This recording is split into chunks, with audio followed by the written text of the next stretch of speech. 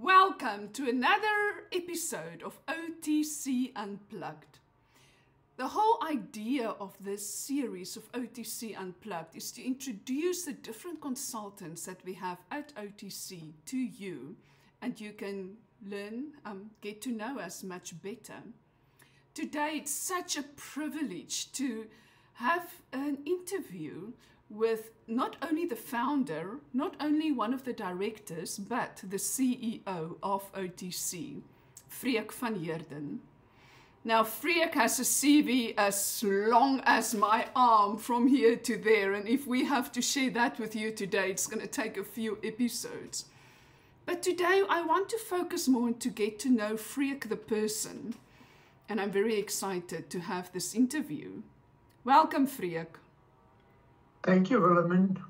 Thank you for this time that you are having with me and answering all my questions that I didn't even give to you to prepare, but you are good at answering questions. Let's see where this takes us. Now, Freek, why engineering? What started you off in deciding to study engineering?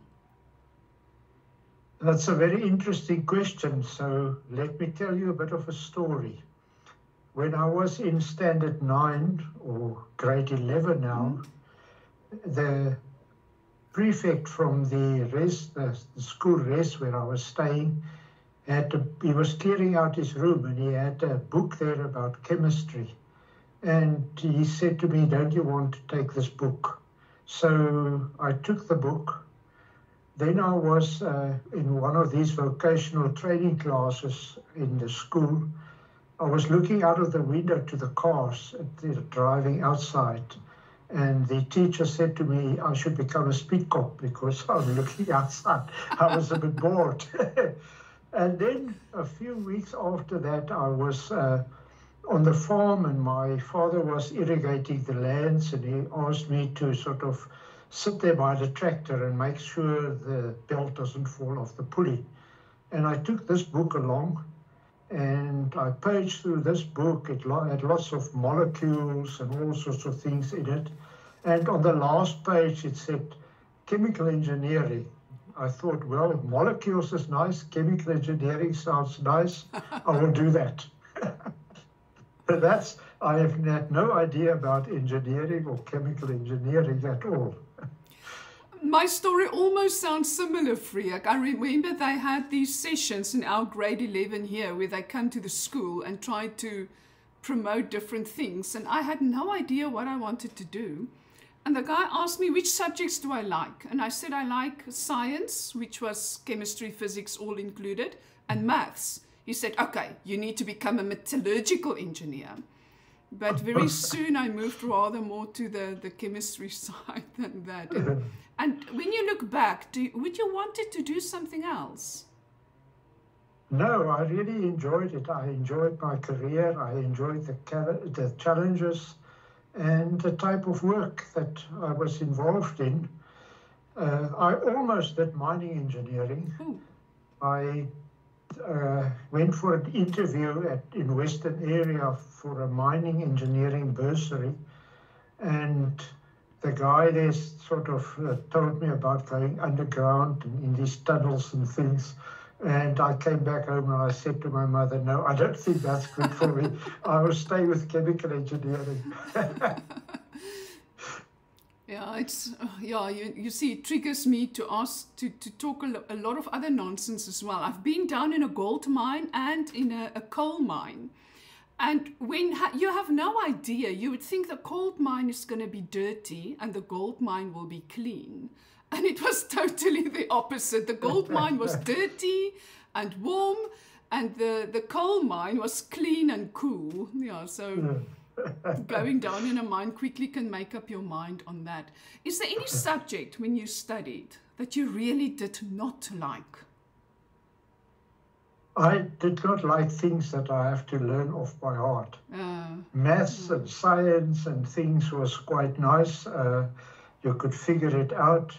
Organic chemistry was not so good because you have to remember the molecules and these long symbols. And I thought I will never work organic chemistry type areas. And I started working at AECI on chlorine and caustic soda and all these things. And then I ended up at Sasol, which is almost pure organic chemistry molecules. I must say, inorganic chemistry was my Achilles heel, because it felt for every rule there were an exception, and then there was rules around the exceptions, and then there was an exceptions on the rules of the exception. And that just totally got me. But you did not only study chemical engineering. Later in your career, you went to Switzerland to study further there. What triggered that decision? Yeah, it's at some point, you know, it always enters your brain. Should you do MBAs and these sort of things? I was always a bit reluctant to go into the traditional MBA, long 3 years past, you know, after hour work and so on. But then I was fortunate enough, initially I worked for AECI, as I mentioned, and just sort of at a point they proposed that I go to actually Columbia University in the USA for an executive MBA. So I went to that executive MBA, and then of course with the Sasol sort of taking over that part of AECI, then I worked for Sasol Technology, and Sasol Technology was looking for a university or an executive MBA course where you can send technical people to. The Columbia thing was very much a general management thing. And then 3 of us from Sasol Technology was selected to go to the Institute of Management Development in Lausanne. That executive MBA was called the Managing the Technology Enterprise. So it was very much focusing on managing technology and integrating that into the overall business thing, which is very interesting. So I was fortunate to do the general management and the technical management executive MBAs. But that's the intensive one. I know my brother did it a few years ago, but I understood from him as well. It's very intensive. That's why it's not over 3 years. No, it's all condensed within 1 year. Yeah, the IMD one is a number of sessions over a year. I think you go there 3 times for 3 weeks. Whereas this other sort of normal MBAs is you go for 3 weeks and that's it basically. Like the Columbia one was 1 session of 3 weeks. So Freek, did your career always had this linear progression? You knew exactly where you wanted to end up and where you started, or were there a few interesting things that at the end worked in your favor? I don't think one can have a linear career and say I'm starting here and I'm going to be the managing director there type of thing. And I often said to some of the young engineers that they had quite a passion to move forward and move ahead, you know, to say you can have a bit of an idea, but life takes you in a way, you know, in some direction. You can, of course, influence things and so on, but in general, for myself, I was much more interested in sort of technical work and technical management and so on. At one stage, one of my bosses said, you have to now decide whether you want to go into technical management or operations management on the factory type of thing. I was operations manager for short periods of time only. I didn't really, it was okay, but I didn't really enjoy, you know, some of the sort of more HR type things that you come across and so on. And I mean, I sort of gravitated towards the technical stuff, the project management stuff, and so on. I am not so keen on repetitive stuff. So what's very interesting is, you know, to take a new project, to develop a new project or a new idea and so on. And it sort of moved that way. I was never really so much driven to, you know, get promotions and, you know, move up the sort of corporate ladder type of thing. I was much more, you know, focused on doing a good job, I think, and that sort of thing as best as I could. Although with that attitude, you still moved up the corporate ladder, though, if I remember correctly. Yeah, I think I got promotions and so on, and I mean, sometimes what you reminded me about is a bit of sort of coaching and experience and stuff. And another boss of mine said, you know, you start off at what we called grade 7 at that time, which was sort of a learner engineer, and after 6 months you get a promotion, and after another 2 years you become an engineer and a senior engineer. And at that point, he said to the group of us there, I think we're about 10 guys, about the same level. He said, just remember, as you sort of grow in your career, the promotions and those things, you know, gets less and less and less and takes longer. Takes longer. So just accept that type of thing. But for me, it was more trying to do interesting jobs. I have sometimes told people that, you know, I'm tired of this job. I remember the one person I worked with, a very, very good and very clever chemical engineer. He was Kim Fraser.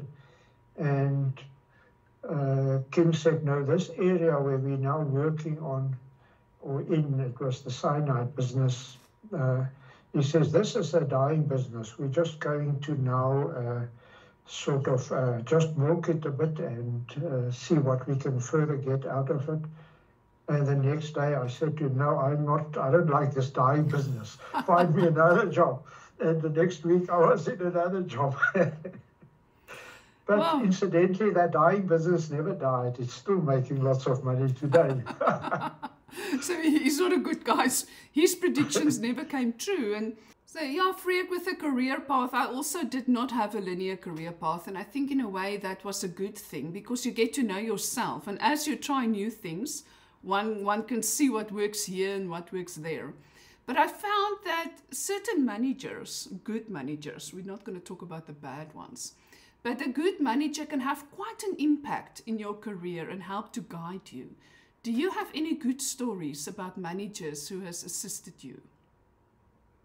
Yes, I mean, there have been many managers over my sort of 40 years, but I think when I was a very young engineer working at ACI Engineering on projects, the boss of ACI Engineering was a guy called Bob Baker, and he had he had a lot of experience, of course, I think, which was quite crucial. And for example, in steering committees, he would sit and listen there and so on. And after the meeting, he would come and say, hey, this is a problem, there is a problem, this may happen, look after this. And I really appreciated that. And, you know, it really helped us doing successful projects. But it was really based on his long-time experience. It's not something that you sort of can just learn sort of out of a book or something. I think he really was a very experienced project execution man. But Freek, I like that, because I've been in steering meetings where someone will directly within a meeting in front of other senior people tell you you've done this wrong and do that right. And I like the approach that he listened, he made notes in his head or on a piece of paper, and then outside guide you. So that's a nice story. I like that one. Do you have any other stories? Oh, ja. Wat 'n storie wil ek nou vertel?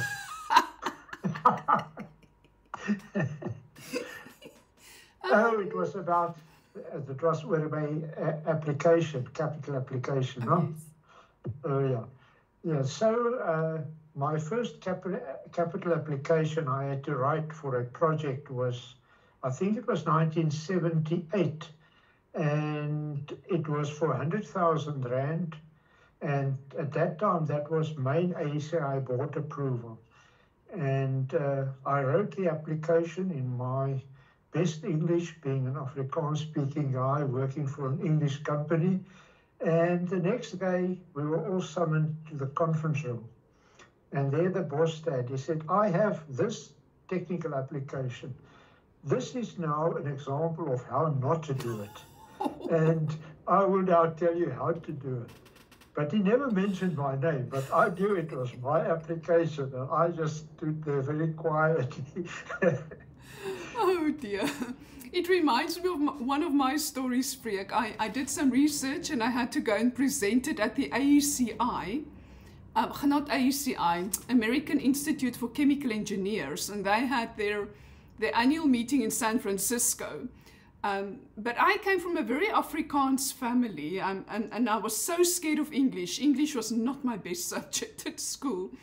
And I stressed, and my manager at that time, at Research and Development, Johan de Wet, he called me in and he said, "Hey, why are you stressing like this?"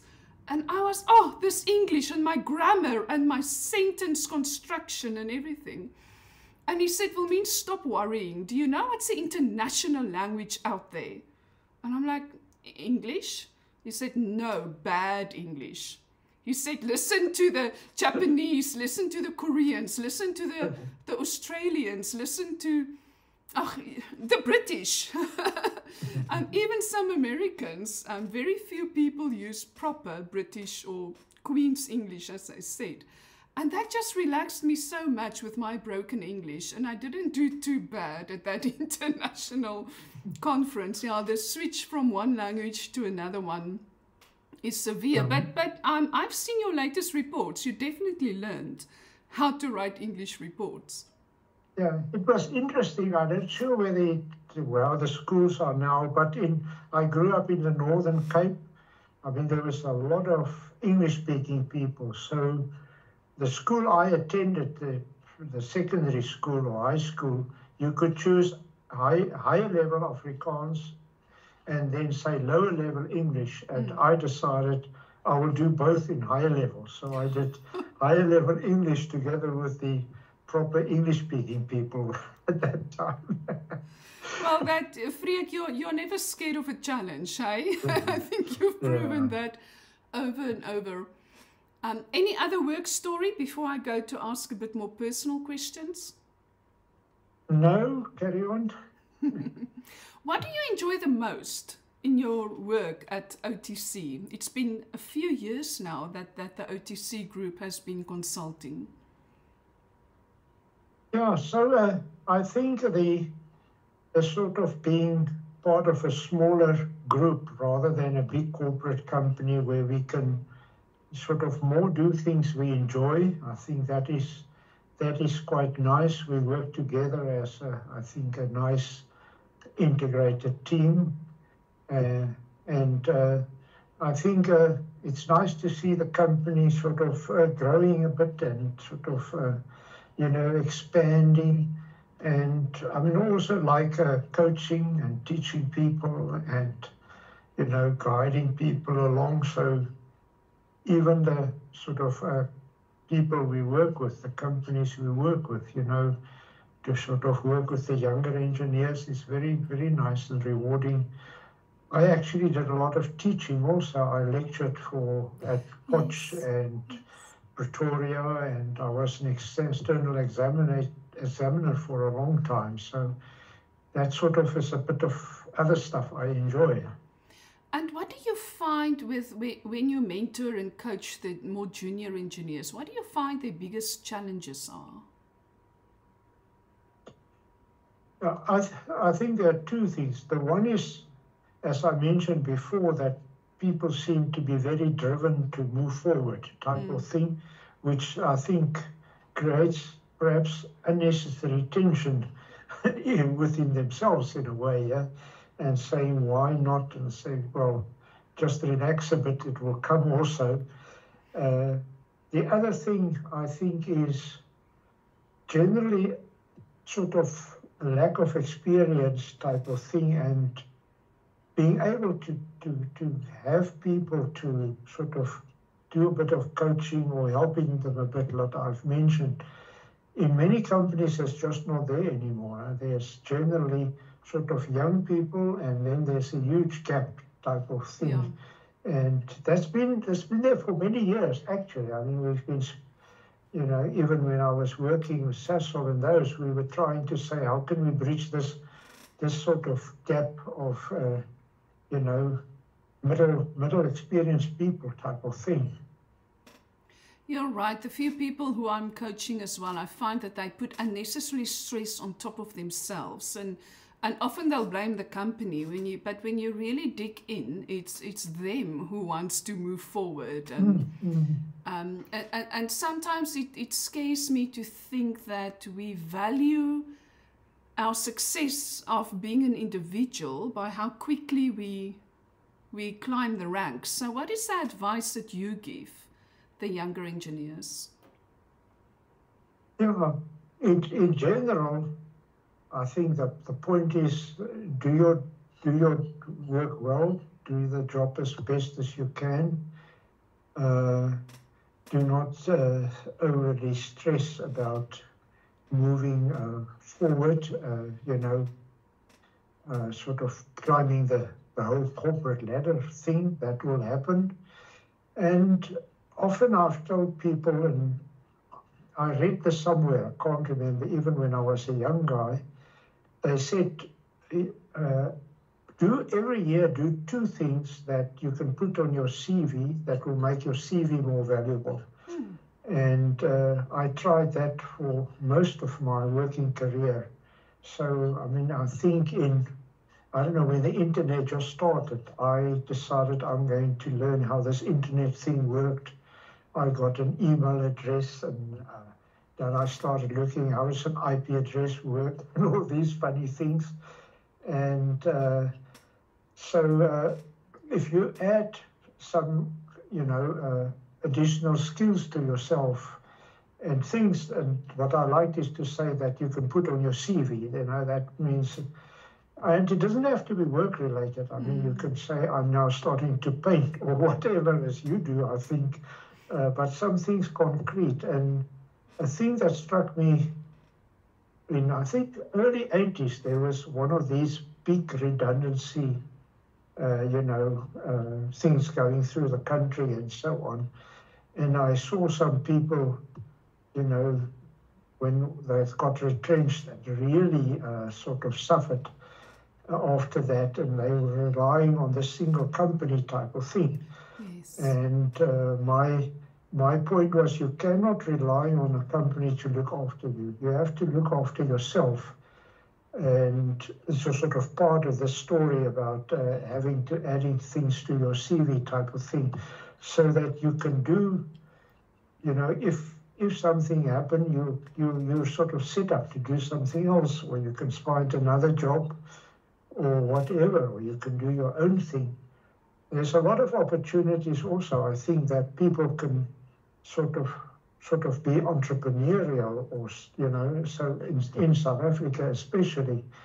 So don't rely on trying to work on one company. I was very lucky. I mean, I worked at AECI, and then I worked at Sasol, and that was my whole career. But I was always very worried about this thing that, you know, people get retrenched and then they're really destroyed for life almost.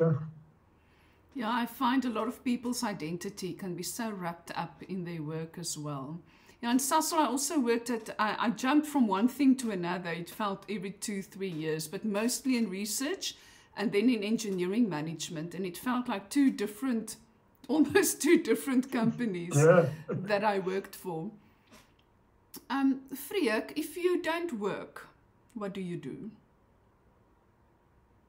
I like gardening. I used to do a lot of gardening.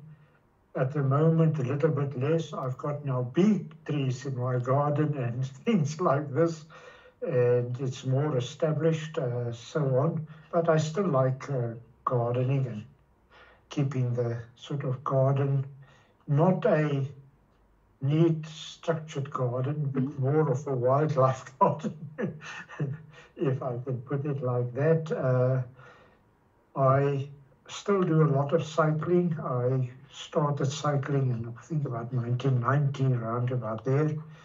So I really enjoy that. It keeps me fit and so on. I think it's very important also to do that. We worked on a project in 1990, and the whole team, most of us drove from Sasolburg to Joburg to the Modderfontein offices, and then we decided we're going to join the gym at Modderfontein, a private gym there, and all of us used to go lunchtime to the gym. And I think after a few months, I cut out about 6 inches out of my belt. That was the start more of my sort of focusing a bit more on fitness and so on. So yeah, cycling is quite it's not so intensive on your body, I think, than, for instance, running and those things, Hopefully my knees and hips won't wear out as much than the others. So that's another thing I enjoy. So Freek, are we talking about a 10-minute cycle or a 5-kilometer cycle in the area, or what type of cycling do you do? No, sort of a short cycle, probably about 30 kilometers. And then over weekends, sometimes do 80 or 90 kilometers or something. You have to do it properly, eh? Like everything else in life, you are doing properly. So you're almost doing a 94.7 every weekend. Yeah, I try to do 100 Ks a week. That's my sort of target. That's really impressive, eh? I think I will. I won't have an ego if I have to go with you on any cycling trip. But I'm not anymore at the point where I want to win it. I never won any race, but you can say, I go. I do it just to finish it and enjoy it, basically, and not to fall off the bicycle. That is important, but you talked about the engineers and experience. There's nothing like experience to teach us how to do it properly. Yeah. So I was cycling in this, doing the cycle race here at Meyerton, and this huge group of cyclists went past me as a road race, and they were going in this bundle, and I sort of went out and tried to follow them, and I thought, this bundle doesn't look nice. So I went right to the right-hand side of the road, and the next minute the whole pack crashed. And luckily I was at the other side of the road. Ish. Okay. So Freek, you seem like an eternal learner, and it seems that you also like variety and you like learning new things. So what is still on your bucket list to learn for the future? Man, there's 2 things for the CV. I ran out of things now for the CV. But I'm sure gardening and cycling is not on your CV. No, I didn't put that on yet.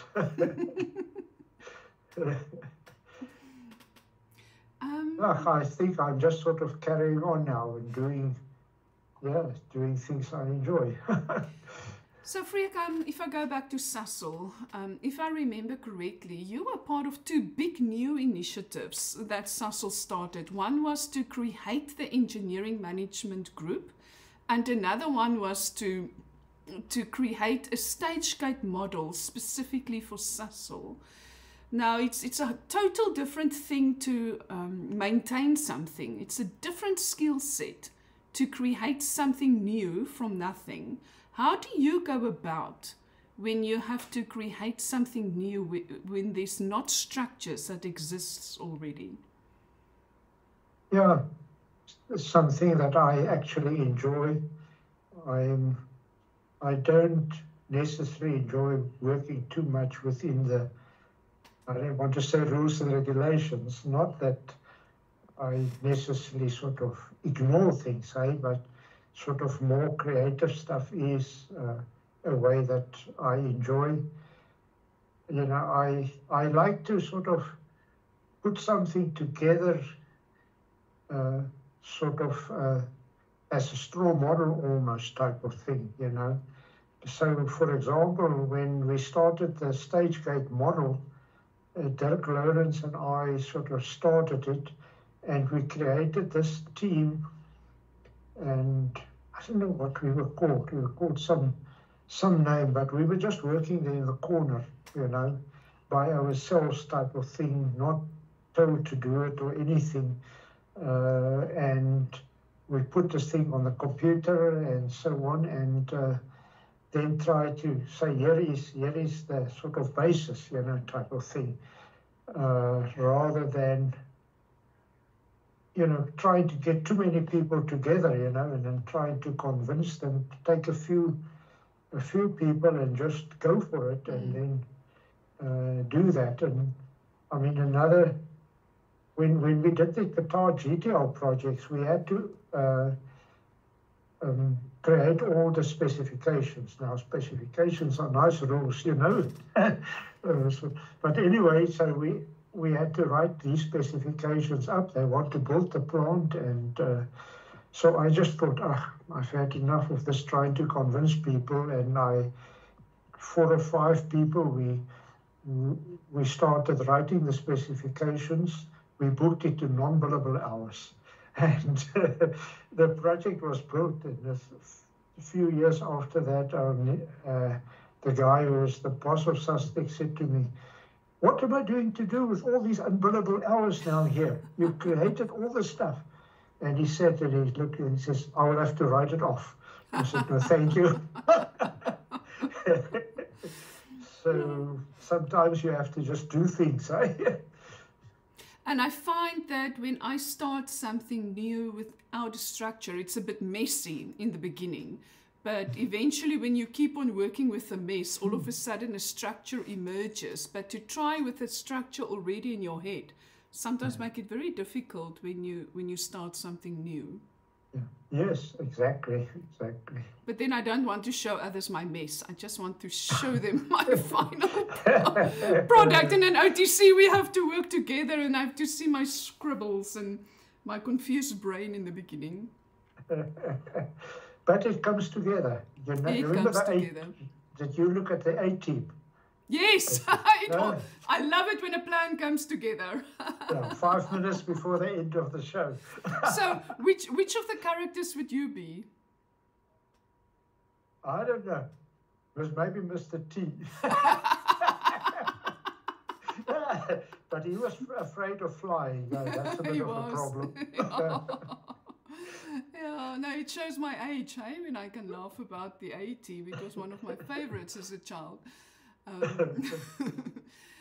Freek, what makes you excited about the future? I think there's still a lot of opportunities and things that one can tackle and so on. I don't think, sometimes we get we speak ourselves down a hole, type of thing and so on. And I think especially in South Africa, there are opportunities. Southern Africa, I believe that there's only one group of professionals that creates wealth and creates knowledge and that's engineers. Nobody else creates. Other people just live on it, So I think engineers have sort of almost a duty to really sort of improve life and sort of, create things and be creative and make life, I don't know, maybe easier and so on. And originally, things that were done 100 years ago was sort of very frowned upon these days, But look where we've moved and what things will happen. And things are growing so much. So now we can ask AI to do our work, and it just gets done for us. So we have to now move almost beyond that again. It's all the technology advances and so on, it's really, for a person like me, it's very exciting. Yes, when I look at what one can do, and South Africa is so rich with so many building blocks. And if one can use that and build on that and create things, you create jobs. AI might take jobs away, but if we get the right situations, the right finance, the right heads that we put together, we can start creating jobs, which will solve so many of the problems that we are experiencing in South Africa. So what is the one project that you would really like to work on? One project that you would wish we have enough money, we have enough time, nothing stands in our way, and we can do that. Let me first just comment on AI. So AI won't take your job away. The guy who uses AI will take your job away. So, yeah, so I mean, in OTC in general, we are very passionate about the sort of gas, call it energy area and so on. There is a lot of energy being imported into South Africa and Southern Africa. We don't have oil and so on. I think there's a huge opportunity here. We're trying to promote it in the webinars and stuff. But I mean, if we can really get the sort of indigenous gas resources developed, move away from coal, move away even from diesel and those things, and we can create a huge amount of jobs here. We can really expand the economy and so on if we have the energy. It is here. We must just get it going. But it's also difficult. But I mean, if we can move that thing forward, that would be, to me, very, very rewarding. It excites me big time. It really excites me, and it frustrates me at the same time when I hear what's keeping it. It's there, but it's not there, and we need to get it there. So that frustrates me, and I want to jump in and do something, and I'm not always sure where to jump in. But then I also believe, Freek, sometimes we need to go smaller. We need to, because the big things need so much capital, and it's difficult sometimes to get capital, but then sometimes to go smaller where you have maybe more customers, but I'm not always clever to put the idea and things in place. But it's great when one works together as a group where you can brainstorm and build on each other's ideas.